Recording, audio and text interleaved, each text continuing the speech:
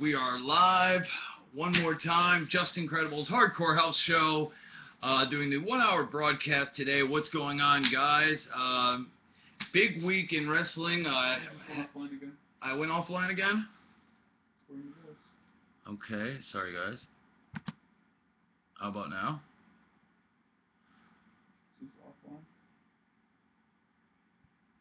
Alright. What's it say on there? It says I'm going. Yeah, it says I'm going. Well, anyways, it says I'm going live on the little red button, so I'm assuming I'm going live. So, anyways, big week in wrestling. Jimmy Uso got a DWI, another arrest in pro wrestling.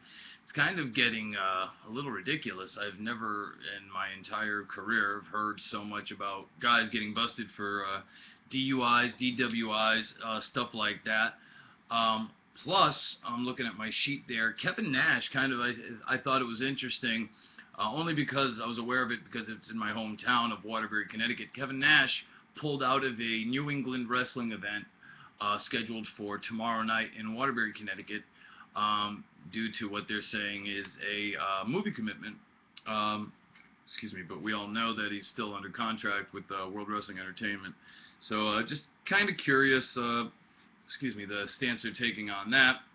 And plus the go home show for Hell in a Cell kind of surprised me. I know the numbers have been down a little bit, but 2.92 was the official coming into or going out of Monday night, and that's the go home show for Hell in a Cell. And if I was WWE right now, I would be extremely concerned with those numbers and with the buy rates in general. I think they're in a real rut right now, and any time in Monday Night Raw where you sink below a 3, it's really time to reevaluate. I remember, hell, when the show went on the air 15 years ago, being at the first ever broadcast from the Manhattan Center, as a brand new show, they were pulling those numbers, and a 3 was, not that great then. So I know more people get cable now, virtually everybody with satellite, more viewers, so the numbers don't translate, but still, numbers have to be very disappointing and just a real rough patch right now, in my opinion, creatively and so on. So, do we have any questions? Yeah, I've had a couple. We got, they want to know if you ever worked with Eric Watts. Eric Watts? No, I never worked with Watts. He was going to be the next big thing. And yeah, a lot of people had Eric Watts pegged as like this next big thing. He had all the tools. Good-looking kid, 6'4", 6'5", real athletic quarterback almost. He looked like a pro quarterback, somebody that could have been in the NFL. A Tom Brady-esque kind of gimmick.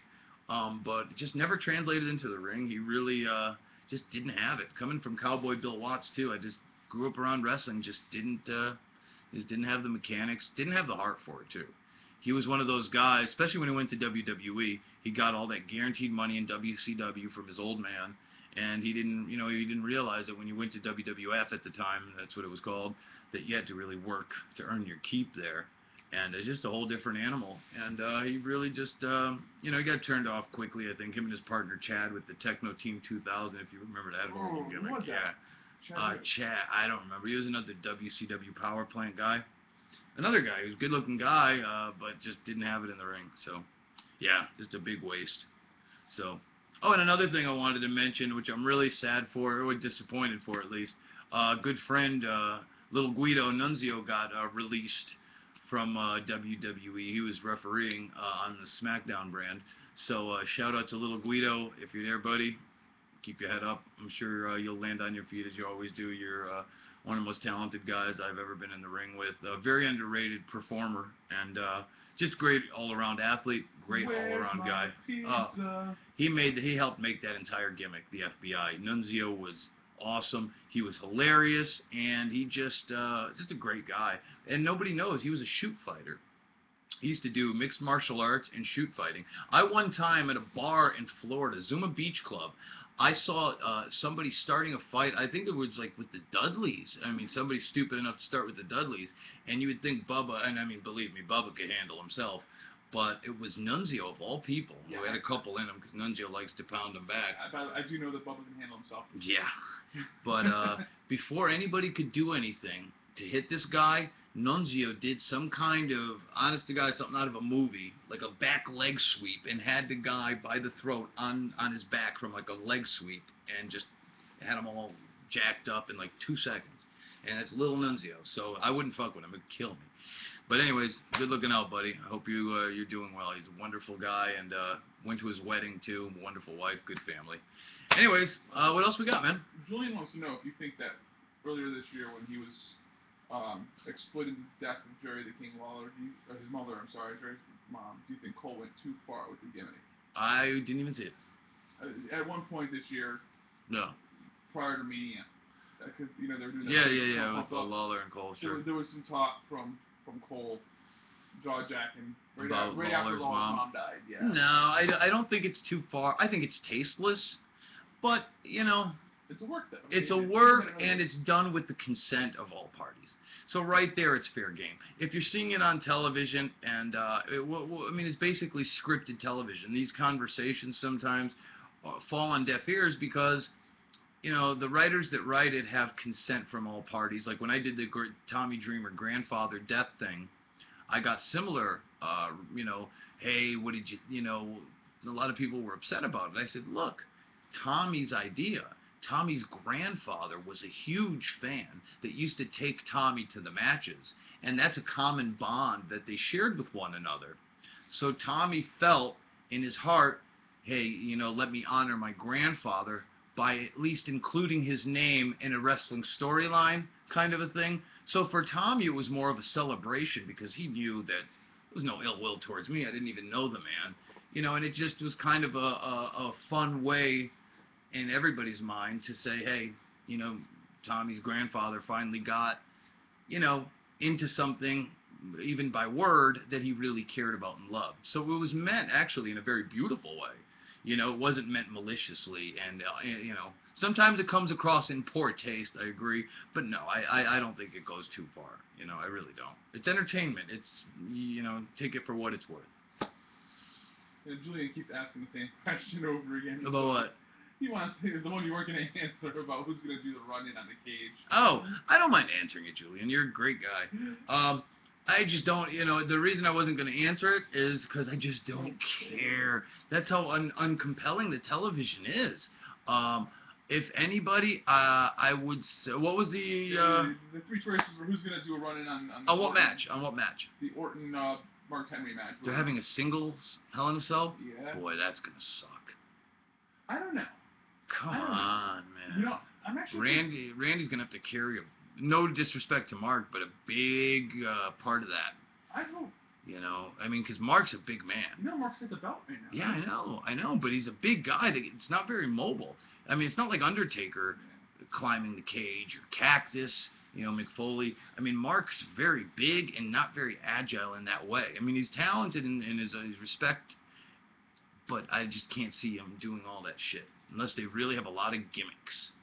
You know what I mean? But This is WWE. Yeah, if anybody can make it work, they can. I don't see Undertaker making a return here. I see, if anybody, I would say Kane. Definitely Kane. Or Show. Kane. Okay. I think Show's a little bit on the back burner right now. I think so. Yeah, I think so. So what do we got? What do we got? Nimbo says that he heard that Petey's out of the game. Petey Williams. I didn't know that. No. I didn't hear it either. I know that he hasn't been doing anything for a while. When did he get released from TNA? Been a while, about a year. Been a while? I haven't heard anything from him on the indies, so... He was well, what was his deal? Is he a talented kid, or... Yeah. Yeah? He came up with that move, I'm giving Nimbo the top for this. He came up with that move, the sick flip pile driver. That was his? That was his. Oh, okay. Canadian Destroyer, I believe they call it. Yeah. Oh. Very talented. Yeah, I'm surprised. I'm surprised that he hasn't popped up anywhere, but there's really no place to pop up. That's true. Oh, see, people didn't even know that Nunzio got released. There you go. So breaking news, brother. I didn't know this one, PJ. What's up? Why are you and Franchise banned from Maryland? Oh, yeah, I know. Good thing I didn't try and book you. No, it's I didn't know I was officially banned, but I'd heard something about that. Well, we had a show there that was also the show where I went missing. Ah. Yeah, I was You're missing. dead. Well, whatever. Yeah, I die every once in a while. But well, I didn't know this, and Shane obviously didn't know this. We did a gimmick where Terry Funk and I, we were on right after intermission. Terry Funk and I were at an autograph table together, talking and signing autographs. Kind of a shoot, you know. We were just sitting there talking to one another, reminiscing, and Terry and I were signing autographs for the fans.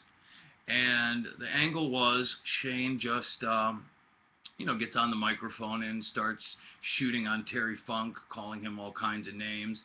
And then I kind of come to Terry's defense and, say, hey, you're going to talk shit about Terry Funk, come through me, you know. So Shane and I met, he came, it was like, fuck you, fuck you. I made a beeline to the ring. Shane made a beeline from the ring to me. And, oh, we got a match. And anyways, we met in the aisle or in the crowd or whatever it was. But and we had a wild brawl. Not too wild, but we brawled in the crowd and around ringside. And I brought Shane over to Terry Funk. And Terry, got a couple shots in, and Terry and Shane exchanged chops. Quite memorable. The crowd loved it. Best match of the night. I think I saw this online. Yeah, it was great. But that being said, in Maryland, the athletic commission is very stingy. Will not accept fighting in the crowd. And it wasn't dangerous or anything like that because there wasn't a whole lot of fans even there. It was just the stupid rule and the commissions robbing wrestling promotions for money because it's entertainment. It's not a real sport, if you haven't figured it out yet. So basically they banned us for fighting, brawling outside of the guardrail area. So yeah, I'm banned. I remember reading the 70s and 80s wrestling magazines, like Abdullah the Butcher banned in, Missouri, and he had the fork, bleeding, and you look at it like, oh my God, he's banned. What a maniac. So I can kind of say I was banned, like I'm a fucking badass, But that's why. Canada. Yeah. I am banned from Canada. Why? Can't go into Canada? No booze, man. Wow, you're crazy. Crazy. On a DL. Yeah. Offline. All right, let's get to the next one, We have a man. bunch of stuff going on here. So, Nemo, again, he wants to know who your favorite person is, or favorite wrestler is that people have never heard of. Favorite wrestler that people never heard of? That's a good fucking question. Wow. JJC. JJC. Jimmy Jack Cash is one of them. Yeah, he's a New England guy out of Boston. He does a kind of like an Italian mafia gimmick. I would say Jimmy Jack Cash, big dude, man, almost looks like Samoa Joe. Yeah, Grab me one of those Pepsis, and just a real talented guy. I think he has a long way to go in the business as far as being a long career in the business. I think.